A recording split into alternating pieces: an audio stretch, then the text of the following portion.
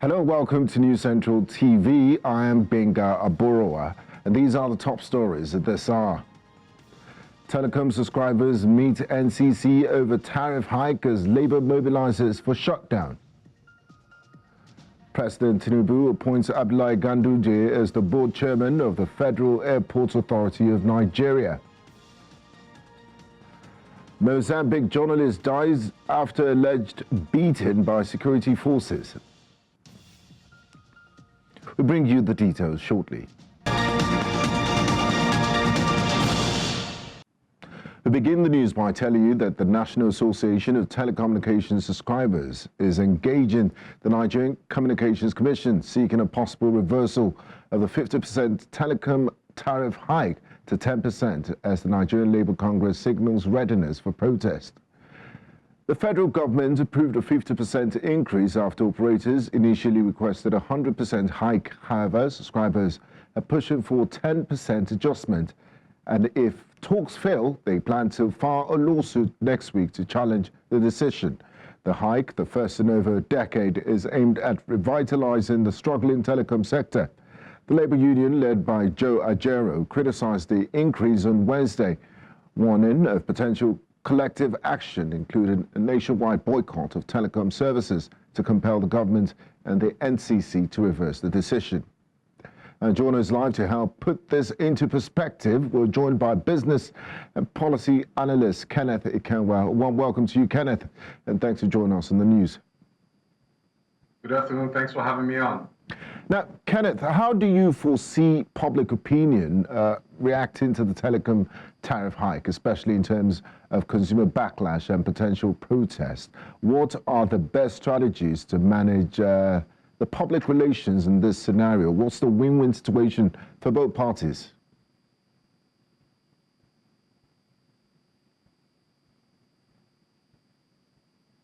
Well, this is quite pathetic that we're having to actually burden the Nigerian people with so much tariffs, especially with the most important element which has helped to ease in the lives of the Nigerian people. The Nigerian society actually runs on the currency of communication now.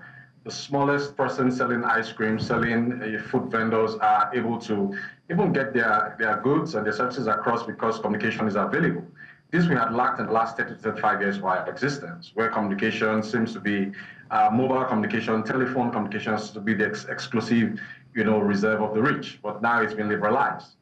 Now, to think that we are having to cope with the kind of hyperinflation, the kind of skimp inflation and shrink inflation that we're dealing with, I think that this tariff is another form of inflation. But most importantly, we should be able to speak the truth to power, like I love to say, in quote, that this is another form of taxation of the Nigerian people. Now, what kind of taxation is this? In economics, we will say this is Pigouvian taxation. It is a taxation that third parties, which are we the consumers, are actually paying for, particularly because we do not have any reason to be paying for this, but because maybe some form of regulation, some form of cost escalation in part of telecoms operations is leading to us as third parties to be beneficiaries, negative beneficiaries of these network externalities. But I would have expected better from the government, who has promised renewed hope for the Nigerian people, who has also promised to alleviate the living conditions and increase the standard of Nigerian people. This increment, this taxation, tariff, taxation, inflation of rates, whatever you want to call it as. I don't want to be angry this afternoon because I'm already angry. I was extorted by men in uniform and touts this morning to the tune of 30,000. So how much more are we going to have to pay as a people? This taxation will definitely have multiplier effects on the Nigerian economy. You will see prices going up. You will see people that actually make use of these mobile communications having to translate the cost to end users like yourself or myself. And this is not the story that the government will want the Nigerian people to be believing or to be, accommodating and soaking in at this point in time. Absolutely. But Kenneth, you did mention a few things. You talked about the high inflationary cost. We do understand that the telecom sector has been liberalized, so it's open to free market forces. And they're not a charity to think from the perspective of this telcos.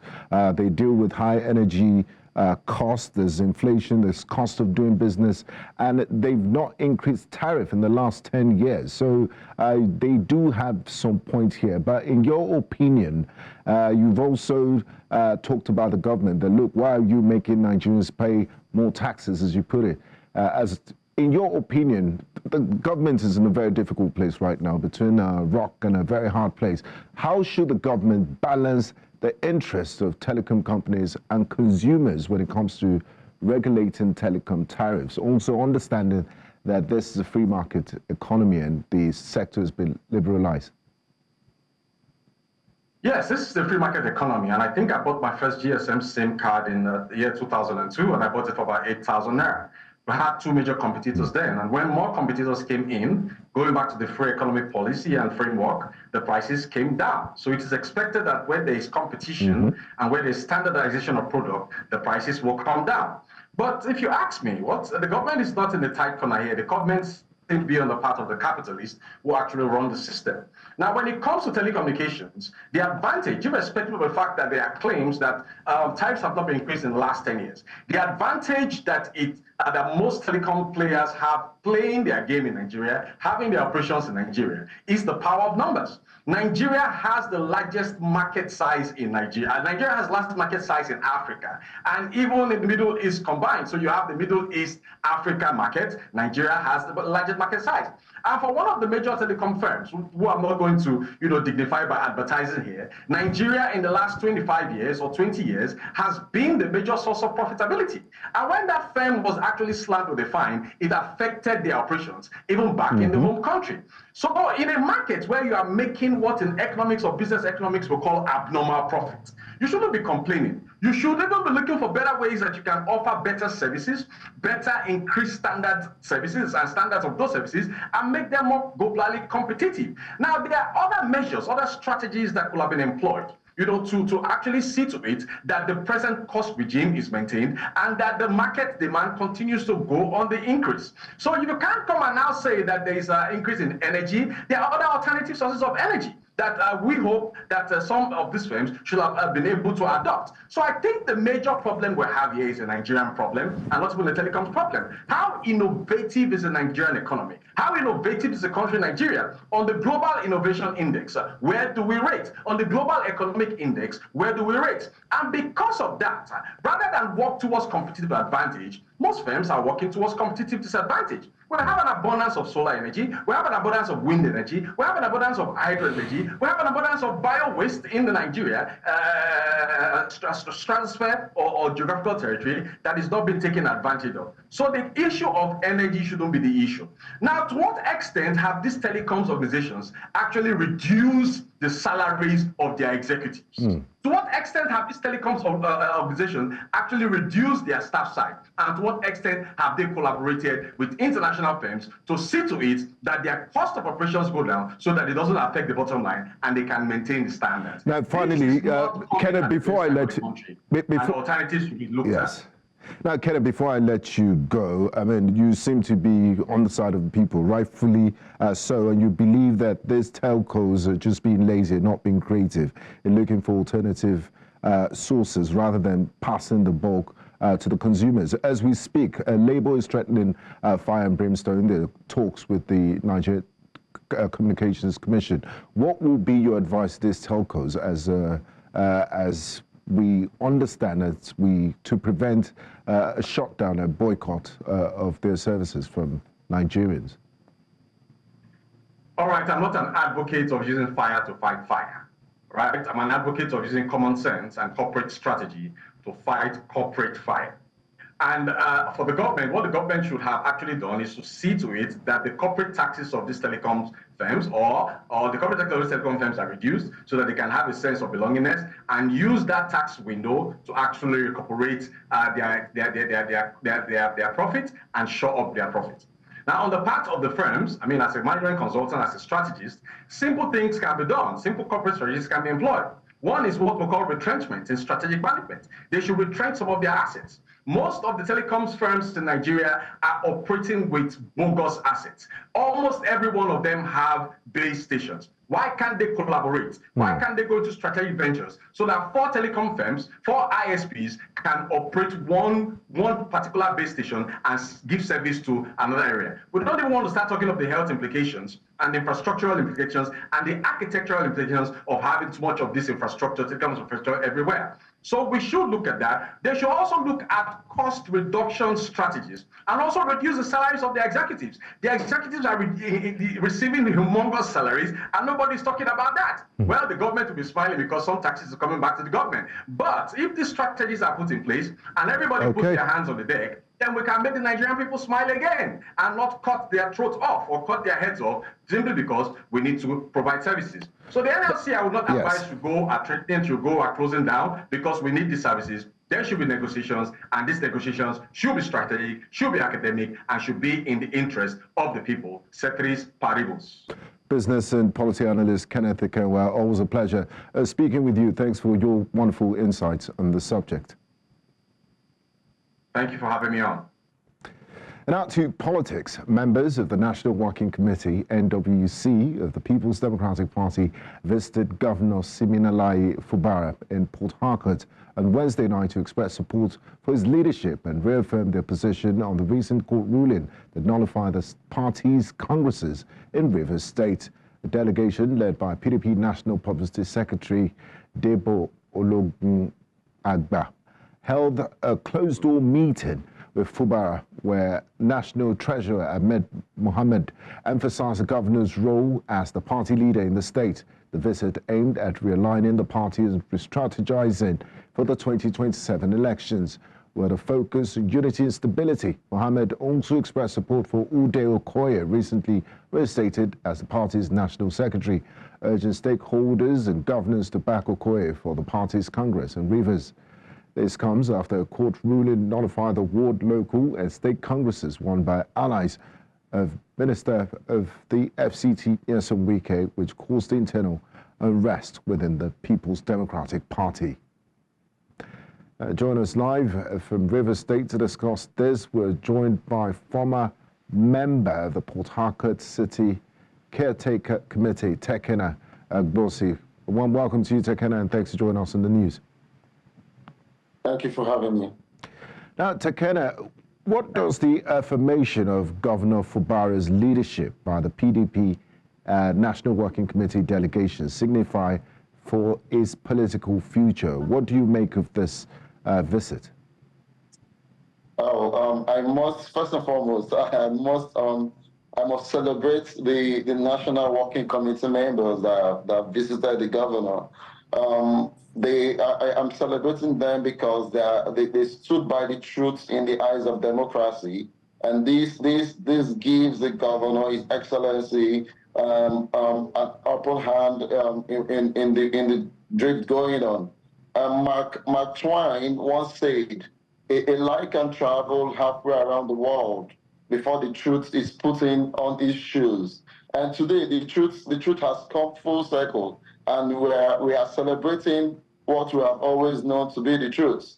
You know, of course, it has always been the principal right from time that the governor of the state is the leader of the party in the states.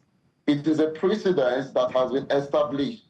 So anything outside that is abnormal. What the National Working Committee visits to the governor that comments, that is the best thing that has happened to Rivers State. That is the best thing that has happened to democracy. The National Working Committee, I think, is a legitimate organ that regulates and recognizes, keeps the records of those who are the true leaders of the party in the states. So their visit is just confirming what we have always known to be the truth, which means that His Excellency is ahead of any other person in the States, and he is the leader of the People's Democratic Party in the States. Now that you've said, Tekena, that the NWC's endorsement and visit just solidifies his position, as you said, constitutionally and rightly so, as the leader of the PDP in the state. Do you think this endorsement strengthens Governor Fubara's position within the party, or is more of a symbolic gesture? And now that this visit has happened, do you expect any more distractions when it comes to internal politics in Rivers State? There are no distractions in the states. From the onset, Governor Fubara, His Excellency, has been in charge of everything in the state. He's been in charge of politics of River State. And the visit of the National Working Committee just showed it brought more light and it brought more hope to the people of River State, to the citizens of the state, and to the country at large, that democracy is real, that people that knows the truth about democracy, people that knows the truth about leadership can come together and say, no, we won't support what is evil, but we'll go to work for what is right and do the needful. So His Excellency is in charge of the states. He's strong and he has the people, the backup of the people of River State with him. So he's okay, he's good to go. Yeah, but I mean, there's certainly a few dissenting voices within the party in River State. Do you foresee any challenges for the governor, despite this affirmation from the National Working Committee and their visit? There are no challenges. What is happening in the party? We saw when the courts nullified the congresses done by the other faction of the party, because there was a court order which stated that the congresses should not be held, and they went ahead, disobeyed the court order to hold their congresses. And what did the court do? The court there was an order. The court said the congresses have been nullified, and a new caretaker membership of the party the National Working Committee has installed someone to take over the affairs of the party, pending when the congresses will be held. So nothing is going on. The state is peaceful. The state is calm. The Excellency has no distractions whatsoever. So nothing is going on. We are not scared of any distraction of the state. The Excellency is going about with his executive duties, and things are going on well. Businesses are thriving in the states. Thank you so much, Tekena Bosi, for your time. Thanks for talking to us on News Central TV. Thank you. Thank you. God bless you. You're watching News Central now. Coming up on the news, only 6,000 medical consultants left in Nigeria. We'll bring you details of this after the break. Do stay with us.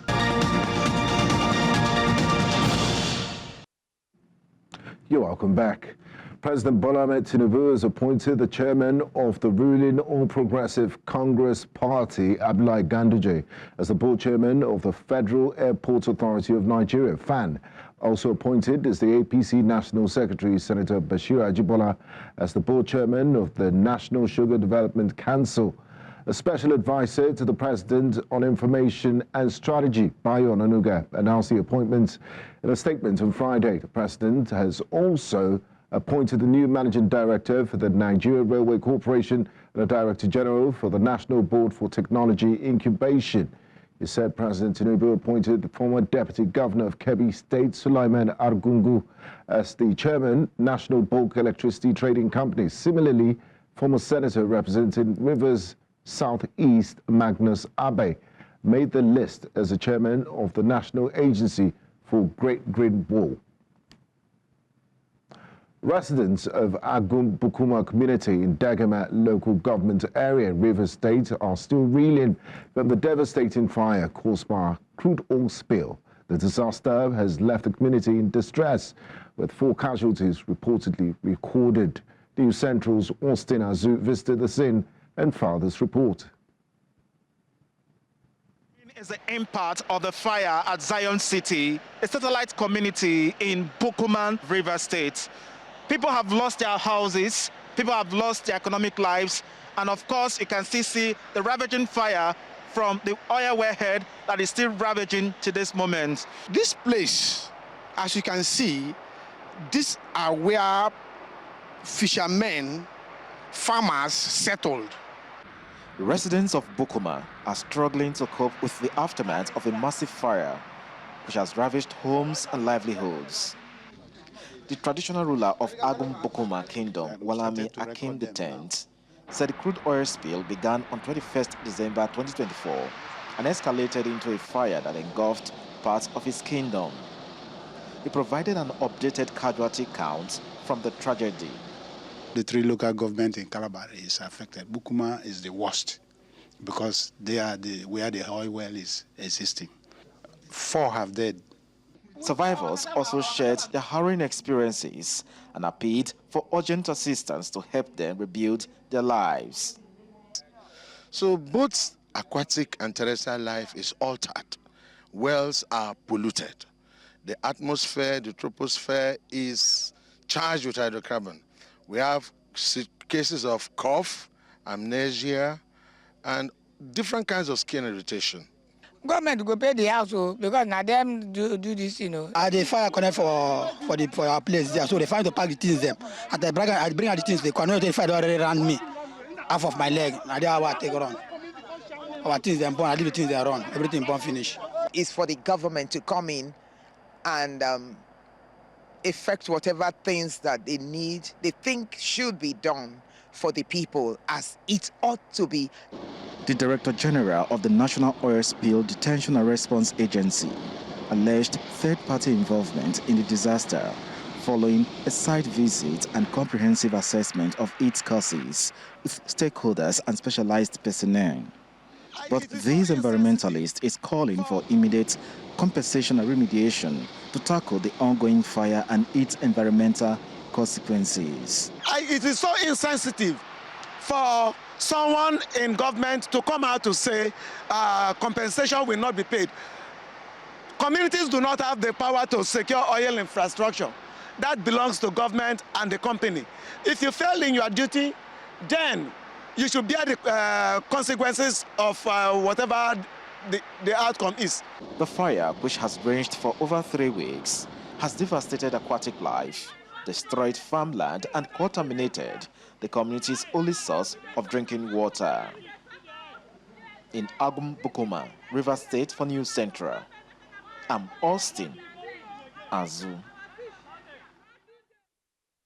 Notorious bandit kingpin Dogo Gide has said his terrorist group foiled an ambush by a Boko Haram faction led by Malam Sadiku, killing 20 fighters of the insurgents. Local sources familiar with the incident say the terrorists clashed in the Kwaki Chukuba area of Shiroro local government area of Niger State, where Gide's mother resides. Gide, who had been reportedly killed by the Nigerian military, spoke in a 3-minute video shared by Zagazola Makama, a security analyst with an understanding of insurgency in the northeast. This latest clash adds to the cycle of supremacy fights between Gide's group and other terrorist factions in the fringes of Kaduna, Niger, and Zamfara states. Staying on security matters, the Nigerian police force has deployed 10,000 newly recruited constables to the states of origin for community policing. This follows a 6-month training program across various police colleges. The recruitment is part of an ongoing effort to enhance security with the goal of 30,000 new recruits annually, as approved by President Bola Tinubu.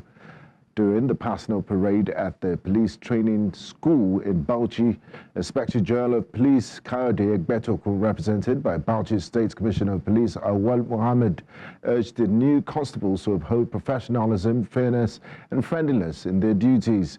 Egbetokun emphasized that the constables are now fully equipped to address Nigeria's complex security challenges.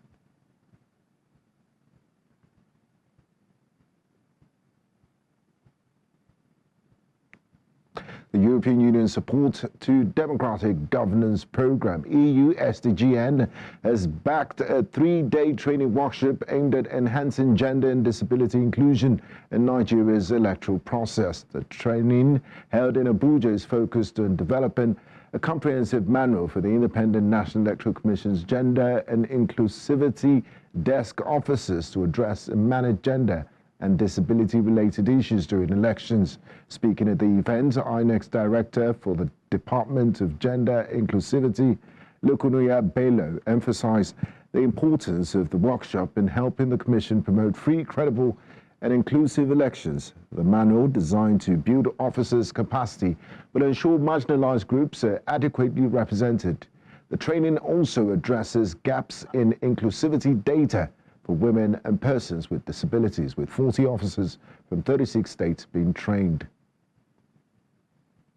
The governor of Edo State, Monday Okpebholo, has assured residents of the state of his commitment to provide tangible projects to ensure the welfare of the people. The governor was speaking while on an inspection tour of road projects in the state. The governor, while inspecting the projects, including the flyover he recently flagged off in Benin City, the state capital, assured the people that contractors working on various road projects across the state have been ordered to speed up work before the rain set in. Residents of the state expressed appreciation to the governor for prioritizing their welfare for the short time he has assumed office as a helmsman of the state. We are practical people, we are not MOU. And this is not OG. You can see yourself, work is ongoing. You know, this kind of job is not something that you just jump into it. They have to couple so many things, bring them here, and that's exactly what they are doing. You can see behind me the irons. In a few months, you see everything here is standing, and that's all. So what I've seen today, I'm satisfied that these people, they are capable and they can do it. When enter here, since when enter governor now, he never even reach how many days now. He don't begin to work out the whole state. The place went not there good. The man is working fine. Not to say he go there for office, he go there sweep big grammar. You know, person not go even know what they do. So person, governor when they work, when they supervise, now that one be governor. It cannot become a reality that the governor of Edo State, Mondo Okpebholo, alias Akpekomisa, you can see his project seat. He has personally come to my street as well, HROH, Bako JP Street, to say that he want to do it as well. I said, thank you, Mr. Governor. Thank you, because we never believed we will get what we are getting today in this area. Today we are happy, and tell people the community is happy. We know you are a performing man. We know you are testing when you were a senator. Now you are replicating again as a governor. Governor Akpakomisa, we say thank you. The road was very terrible. We're suffering. We're in torture. We're really suffering here. Most of us here could not even get to our houses. If it rains for just 15 minutes, we will not even be able to go to our pass with the kids. What's the story today? My brother, it's a different story. As a matter of fact, I'm telling the world, the whole world, to know that we are in Benin City. Before I thought we were in, I don't even know the village to even call it. My own local villages was better than this place. But to the glory of God now, our new governor has made us proud. To help matters now, the Medical and Dental Consultants Association of Nigeria has said that only 6,000 consultants are left in the country. President of the association, Mohammed, spoke during the association's National Executive Council meeting in Ilorin, Kwara State. Mohammed noted that as of February 2024, only about 6,000 consultants were left in the entire country. He said data also indicates that 1,300 consultants left Nigeria in the last 5 years. According to him, the number will continue to dwindle as the retirement age for medical consultants is 60 years. The MD-CAN president emphasized that the number of consultants would continue to reduce as long as the country produces only 1 or 2% per annum. Artificial intelligence, commonly known as AI, is reshaping the landscape of education globally, offering practical solutions to challenges faced by schools, teachers and students. In commemoration of 2025 International Day of Education, students and educators emphasize the role of artificial intelligence in addressing the issues by personalizing learning experiences and enabling teachers to teach more effectively. News Central's correspondent Omolola Ololade has more. The emergence of artificial intelligence is transforming the world in ways we can never imagine. From healthcare to education, entertainment to research and innovation, AI is revolutionizing how we live, work and play.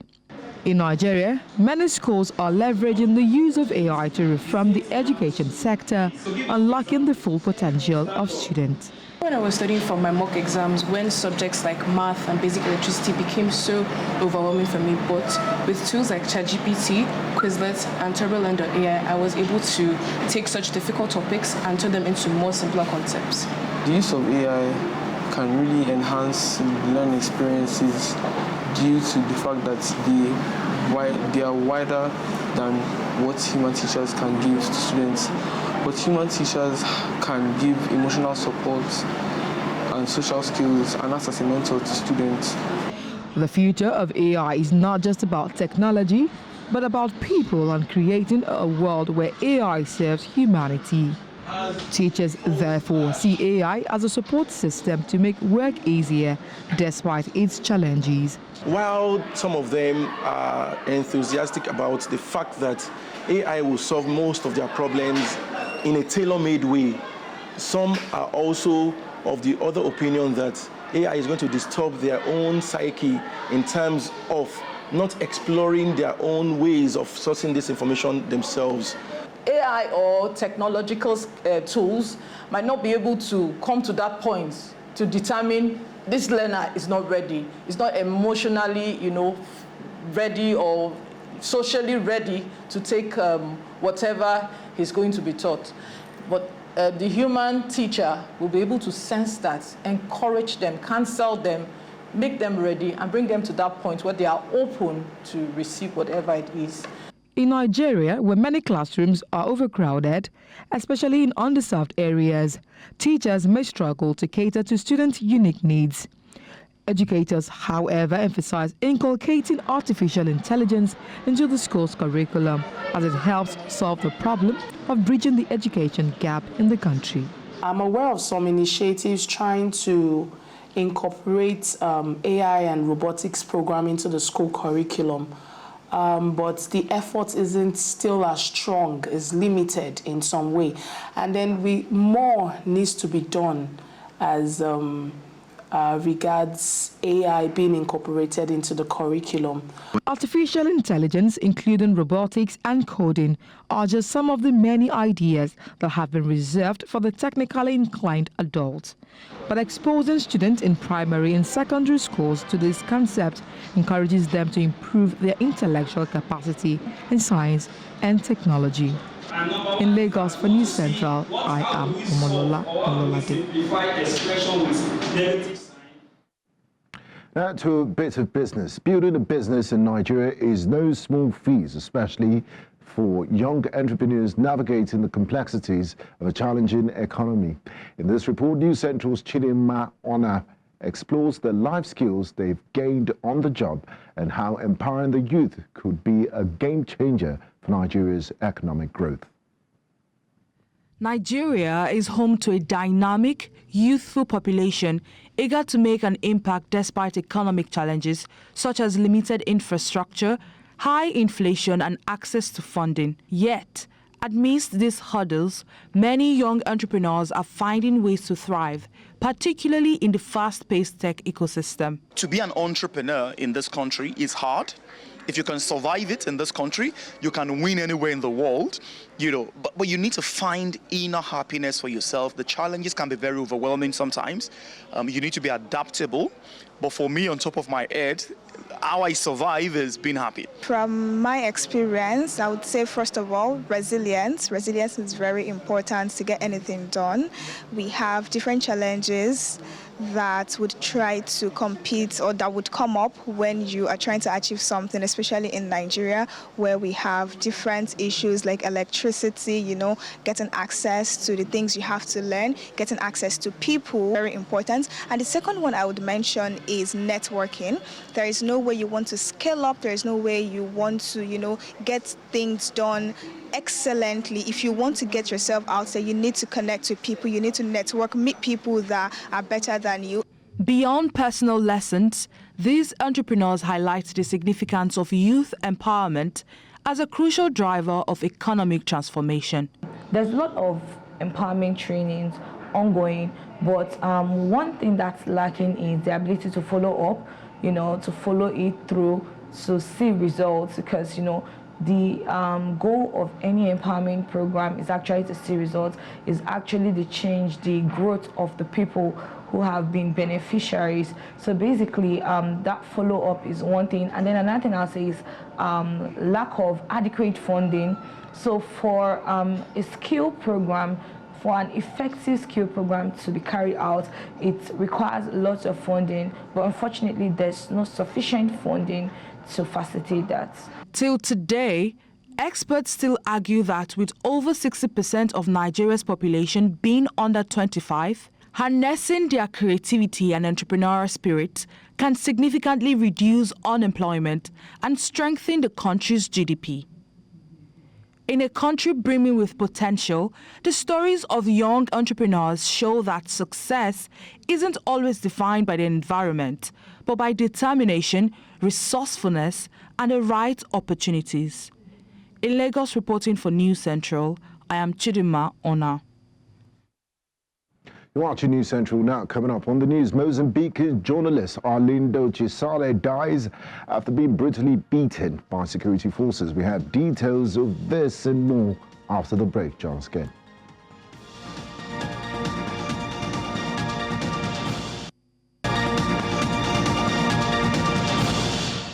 Ireland recorded its strongest ever wind on Friday, leaving hundreds of thousands at homes without power. The heavy breeze, which moves at 183 kilometers per hour, has already broken an 80-year-old world record and has blown down power lines with fallen trees blocking roads. Northern Ireland and Scotland are on high alert and have joined Ireland to shut schools, cancel trains, flights and ferries. Northern Ireland's First Minister, Michelle O'Neill, warned that there was a genuine threat to life and property, saying the region was in the eye of the storm. Now, join us to discuss this, we're joined by News Central's international correspondent, Afia Hagen. One welcome to you, Afia, and thanks for joining us. Good afternoon. Yeah, I see you join us from windy United Kingdom this afternoon. Could you tell us the latest in the storm's heat in the UK today? From information reaching me, I heard there'll be flight disruptions in cities like Manchester and Newcastle. Can you tell us more? Yeah, absolutely. It's a very windy day here across the United Kingdom. Now, London, where I am, is not as windy as Northern Ireland that you saw there, recording those record winds of up to 114 miles per hour. That's a record that was last set 80 years ago. 240,000 customers are without power across Northern Ireland, 725,000 customers without power across the Republic of Ireland. In Scotland, 20,000 people without homes. You've got planes that cannot land at Glasgow, Edinburgh, Belfast airports. No planes landing or taking off from there, and that affects flights up and down the country as well as flight plans. Now, further down the country, further south you go to Newcastle, Manchester, Birmingham, to London, where I am, the winds are not as high, but we still have yellow and amber weather warnings. Warning of this wind. It was pelting with rain earlier on, and to couple with that, there are problems with the mobile networks and the Wi-Fi services as well because of these storms. So yes, it's maybe not as windy here in London as it is in other parts of the country, but we are feeling the brunt of the storm Eowyn, which is being called a once-in-a-generation storm. This once-in-a-generation storm is actually far from over. Afia, what does the forecast look like into the weekend? You're absolutely right. We are not out of the eye of the storm yet. So there are weather warnings, amber, red and yellow warnings. And to give you an idea of what those warnings mean, a red warning means damage to property, disruption to travel, power cuts, uprooted trees expected, and a danger to life, that's shelter in place. An amber warning means it's likely that these things are happening. A yellow warning means it's possible that these things will happen. So as we go into the weekend, the storm is going to descend south further down the country to the north of Wales, into some southern parts of England, possibly into London as well. Those high winds continuing, as well as rain continuing into the weekend as well. But also this storm seems to be sitting over this part of Northern Ireland. It seems to be really caught in the eye of the storm, as the Northern Irish First Minister said, and so those strong winds are continuing in that part of the country. Now, Afia, you defined this as Storm Irwin as a once-in-a-generation storm. There have been record winds recorded in some parts of the United Kingdom. What part does climate change have to play in the severity of the storms? Well, it's January in the United Kingdom. We are used to having these named storms, but I think what's unusual in this case of Storm Eowyn is the fact that you have these two factors. Storm Eowyn went under what was called a weather bomb, an explosive cyclone genesis. And that is basically an area of low pressure that garnered in the past 24 hours. And Storm Eowyn deepened by 50 millibars in 24 hours. Basically, that's twice as much as a normal storm would deepen. And so you could say that that is caused by climate change, because when a storm deepens, it does that because of weather fronts, because of the temperature of the sea, because of the water rising and all those kind of elements. Now, if the temperatures of the sea are not what they should be, it can cause that weather bomb, which means low pressure deepens twice as fast as it should do.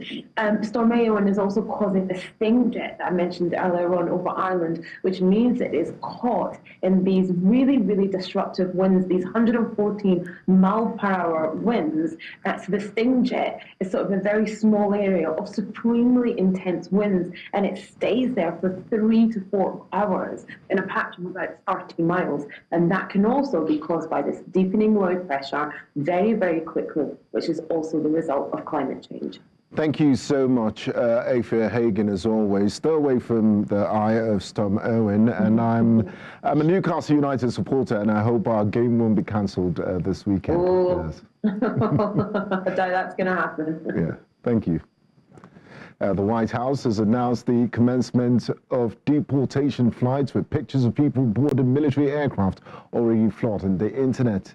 White House Press Secretary Caroline Leavitt made the announcement on Friday, saying President Trump was sending a strong and clear message to the entire world.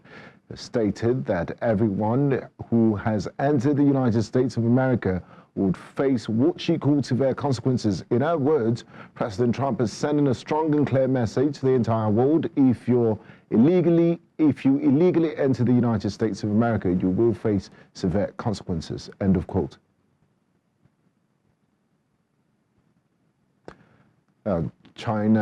Chinese Foreign Ministry spokesperson has expressed optimism that the United States and China should resolve their differences through dialogue while denying accusations of intentionally seeking a trade surplus with the United States. Foreign Ministry spokeswoman Mao Ning emphasized the mutually beneficial and win-win nature of the China-U.S. Economic and Trade Cooperation. Her remarks followed U.S. President Donald Trump's statement that he would rather not impose tariffs on China.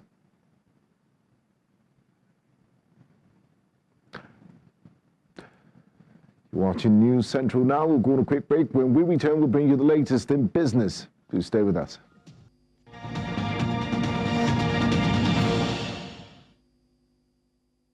You're welcome back. The Financial Reporting Council of Nigeria has indicated that the country has not reached a level of hyperinflation, which means there is no need to implement International Accounting Standard IAS 29 for the 2024 fiscal year. Rabiu Olowo, the FRC's Executive Secretary and CEO, emphasized that determining hyperinflation requires careful judgment and analysis of various economic indicators. After a thorough assessment, the FRC concluded that Nigeria does not currently satisfy the criteria for hyperinflation, allowing standard financial reporting practices to continue. Earlier today, News Central's Business Edge, Olusegun Okwade, a chartered accountant and tax consultant, shared his perspective on why Nigeria is not classified as a hyperinflationary economy, despite the reality that some individuals struggle to afford daily meals. The fact that the current inflation is beyond normal, and that's why I will refer that we have high inflation, but still maintain my position that it has not gone hyper. Whether we like it or not, there is still a few survival means for us Nigerians. I salute the resilience of an average Nigerian, and that's why we keep addressing some of the issues that we feel that government needs to address. And that's all on the news at this hour. Before we go, let's take another look at some of the major stories. Telecom subscribers are meeting the NCC over tariff hike as Labour mobilises for shutdown telecoms tariff hike. President Tinubu has appointed Abdullahi Ganduje as the board chairman of the Federal Airports Authority of Nigeria, FAN. We also told you that Mozambican journalist has died after allegedly beaten by security forces. You can watch News Central live on DSTV channel 422 Star Times, channel 274, AVO TV and YouTube. Many thanks for watching. I am Benga Aboroa.